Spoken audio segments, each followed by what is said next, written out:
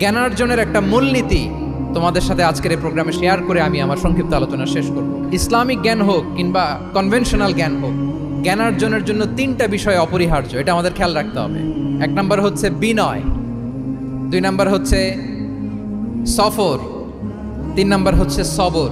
এবার আমি জিজ্ঞেস করি, তোমাদের মুখ থেকে আমি শুনতে চাই, বলো জ্ঞানার্জনের জন্য অপরিহার্য বিষয় কয়টা? এক নম্বরে বিনয়, দুই নম্বরে সফর, তিন নম্বরে সবর। এই তিনটাই লাগবে। বিনয়ী হইতে হবে, ডাউন টু আর্থ হইতে হবে। বিনয়ী না হলে, মুতাওয়াদি না হলে আল্লাহ তাআলা এলেমের নূর দিয়ে ওই ব্যক্তিকে ধন্য করেন না। বিনয়ী হইতে হবে।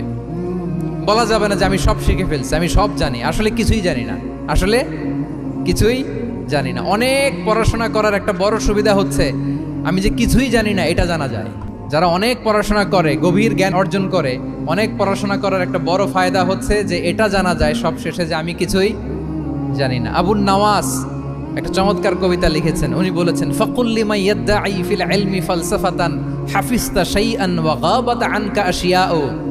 যে বলে যে আমি সব জানি, তুমি তার বৃদ্ধাঙ্গুলি দেখিয়ে বলা তুমি কিছুই জানো না, তুমি অল্প কিছু জেনেছো।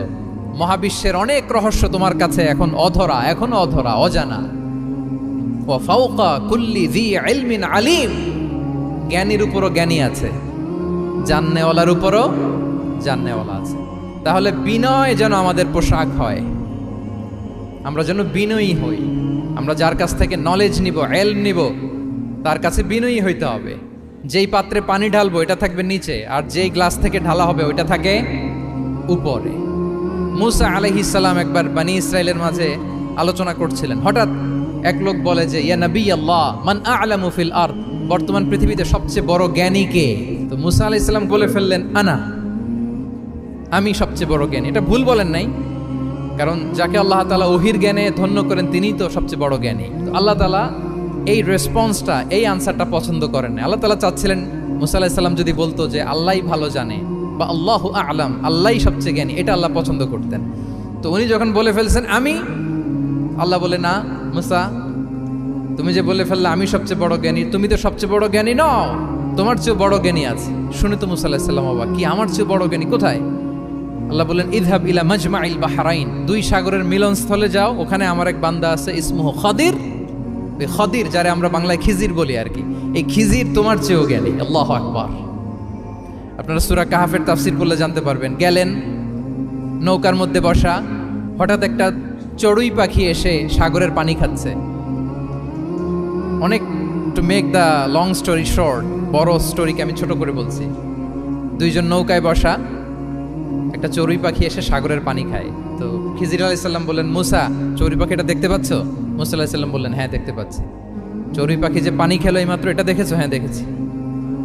পানি খাওয়ার কারণে চড়ুই পাখির চঞ্চুতে, মানে ঠোঁটে যে একটু সাগরের ছিটে ফোটা পানি লেগেছে, দেখেছো? মুসা আলাইহিস সালাম বললেন, হ্যাঁ দেখেছি। তো খিজির আলাইহিস সালাম বললেন, এই যে সাগর থেকে, মহাসাগর থেকে পানি খাওয়ার কারণে চড়ুই পাখির ঠোঁটে সামান্য সাগরের ছিটে ফোটা পানি যতটুকু ঠোঁটে লেগে আছে, এটা হচ্ছে তোমার, আমার আর মহাবিশ্বে আমরা যারা আছি সবার জ্ঞান। আর এই পড়ে থাকা মহাসাগরের পানি হচ্ছে আল্লাহর জ্ঞান। চড়ুই পাখির ঠোঁটে লাগা পানি তোমার, আমার আর পৃথিবীর সবার, আমাদের যে জ্ঞান আল্লাহ দিয়েছেন এটা। আর মহাসাগরের পানিগুলো কার জ্ঞান? ওয়ামা উতিতুম মিনাল ইলমি ইল্লা কালিলা। আল্লাহ বলেন, একেবারে একেবারে ভেরি লিটল, যত সামান্য জ্ঞান দিয়ে আমি তোমাদেরকে দুনিয়ায় পাঠিয়েছি। এজন্য আমি সব জানি, এটা আজকে থেকে আমরা আর বলবো। আমার শিক্ষার্থী বন্ধুরা নয়েজ করো, বলো আমরা বলবো আল্লাহু আ'লাম, আল্লাহ ভালো জানেন। সাহাবাদের এই বৈশিষ্ট্য ছিল, ওনারাও বলতেন আল্লাহু ওয়া রাসূলুহু আ'লাম, আল্লাহ এবং আল্লাহ রাসূল ভালো জানেন। এবং আমাদের ক্লাসিক স্কলারদের এই বৈশিষ্ট্যটা ছিল, অনেক প্রশ্নের উত্তর ওনারা দিতেন না। আমাদের তো প্রশ্ন করলে আমরা হুটহাট উত্তর দিয়ে দিই। অন অ্যান অ্যাভারেজে 10টা প্রশ্ন করলে ইমাম মালিক এর মধ্যে অধিকাংশ প্রশ্নের উত্তরে বলতেন আনা লা আ'লাম, আমি জানি না। আমি জানি না এটা যখন আমরা বলতে শিখি, তখনই বেসিক্যালি আমরা নলেজেবল হয়ে উঠি, জ্ঞানী হয়ে উঠি। তাহলে জ্ঞানার্জনের জন্য অপরিহার্য কয়টা বিষয় বলেছিলাম, মনে আছে না? ঘটনা শুনতে শুনতে কয়টা মোট? এক নম্বরে বিনয়। আমরা বিনয়ী হব। আওয়াজ করে বলি, আমরা কি হব? আমরা বিনয়ী হব। এই যে আমরা কোরআন হেফজ করলাম, এরপরে তুমি যদি বুখারী হেফজ করো, মুসলিম হেফজ করো, এটা তোমার বাহ্যিক জ্ঞান অর্জন হয়েছে। জ্ঞানের দুইটা সাইড, একটা ইন্টারনাল নলেজ আর একটা হচ্ছে এক্সটার্নাল নলেজ। বাহ্যিক জ্ঞান এটা হয়েছে, আরেকটা আছে ইন্টারনাল নলেজ, এটাকে বলে অন্তর্নিহিত জ্ঞান। ইলমে লাদুন্নি ওয়া আল্লামনাহু মিন লাদুন্না ইলমা। এইটা শুধু কোরআন হেফজ করলেই হয় না, এটা কোরআন পড়ার পরে, হাদিস পড়ার পরে, এগুলোর উপর আমল করার পরে, বছরের পর বছর সাধনা করার পরে আল্লাহ তাআলা কোনো ব্যক্তিকে ইলমের নূর দেন। এটা এত সহজ না। আমরা এক্সটার্নাল নলেজ, বাহ্যিক জ্ঞান খুব সহজেই রিসিভ করতে পারি, কিন্তু ইন্টারনাল নলেজ, যেটা অন্তর্নিহিত জ্ঞান, যেটা তোমার দূরদৃষ্টি বাড়াবে, তোমার ফেরাসাত বাড়াবে, তোমার বিচক্ষণতা বাড়াবে, তোমার ফারসাইটেডনেসকে বাড়াবে, ওই অন্তর্নিহিত জ্ঞানের জন্য বছরের পর বছর সাধনা করতে হয়।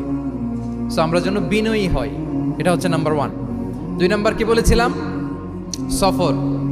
ফানজুরু কাইফা কানা আকিবাতুল মুকাজ্জিবিন।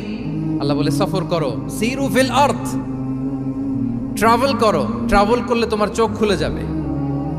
তুমি যদি পেট্রাতে যাও, জর্ডানের পেট্রায়, তোমার চোখ খুলে যাবে। তুমি যদি ফেরাউনের লাশ দেখে আসো, তুমি অবাক হয়ে যাবে।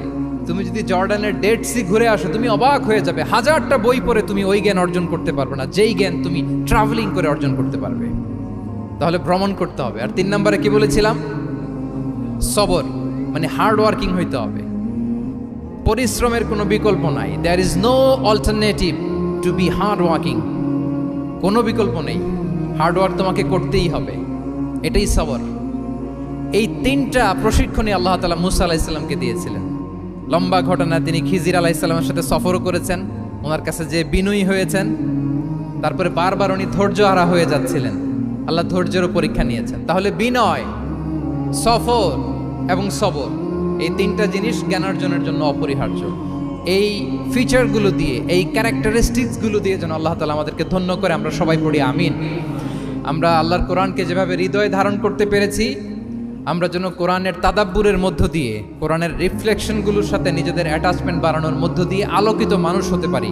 আল্লাহ তাআলা আমাদেরকে তৌফিক দান করুন। আমি আবারও তানজিমুল উম্মাহ ফাউন্ডেশনকে অন্তরের অন্তঃস্থল থেকে শুভেচ্ছা জানিয়ে, এবং তোমাদের যে এই চমৎকার সাফল্য, এই সাফল্যর ধারাবাহিকতা কামনা করে, তোমাদের জন্য প্রাণ ঢালা অফুরান দোয়া এবং ভালোবাসা রেখে আমার সংক্ষিপ্ত আলোচনা এখানেই শেষ করছি। আল্লাহ তাআলা আমাদের সবাইকে কথাগুলো বোঝা আর আমল করার তৌফিক দান করুন। হাদা মা ইনদি ওয়াল ইলমু ইনদাল্লাহি আলাইহি তাওয়াক্কালতু ওয়া ইলাইহি উনীব। আসসালামু আলাইকুম ওয়া রাহমাতুল্লাহি ওয়া বারাকাতুহু।